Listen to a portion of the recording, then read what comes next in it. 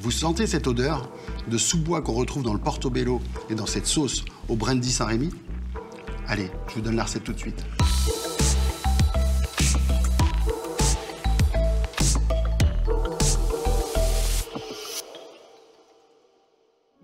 Pour débuter cette recette de mignon de porc, donc je commence par faire mariner ma viande. Alors c'est préférable en effet de faire mariner la viande un peu à l'avance et pourquoi pas la veille. Donc j'utilise du filet mignon de porc que j'ai paré et que je vais faire mariner avec quelques gousses d'ail que j'émince, du soja à la fois salé mais à la fois sucré.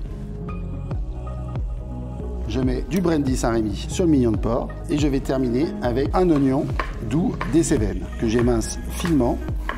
Je viens donc recouvrir le mignon de porc avec la garniture, mais également avec les deux sojas, donc le soja salé, sucré, et avec le brandy Saint-Rémy.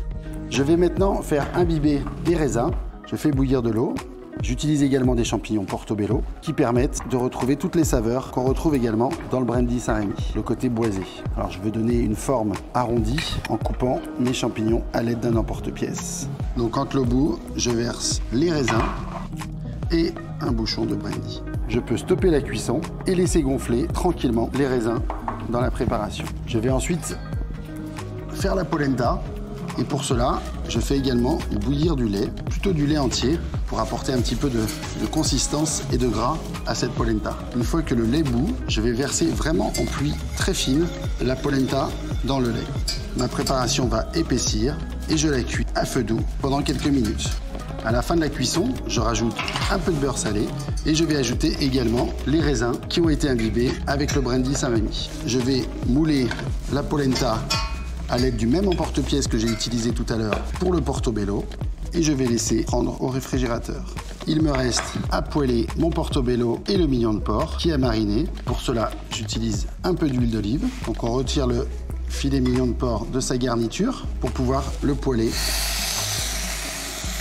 avec le portobello sur chaque face.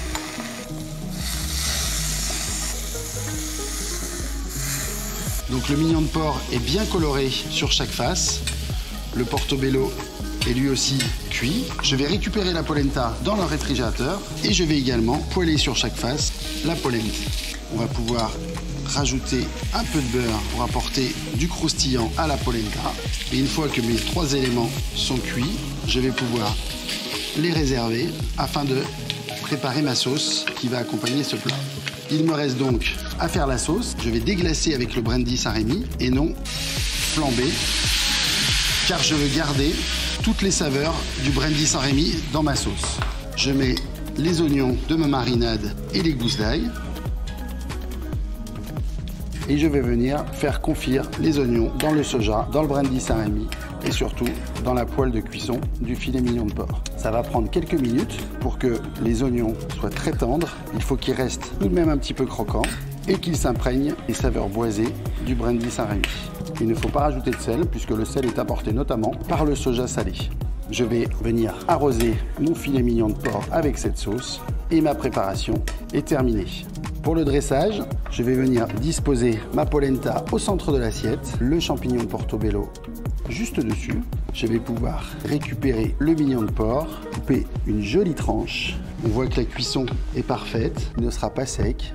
Et je vais venir le napper de ma préparation avec cette sauce au soja et au brandy Saint-Rémy. Je disperse quelques oignons confits et le tour est joué. On a une recette très sympathique autour de cette polenta portobello, mignon de porc et brandy Saint-Rémy.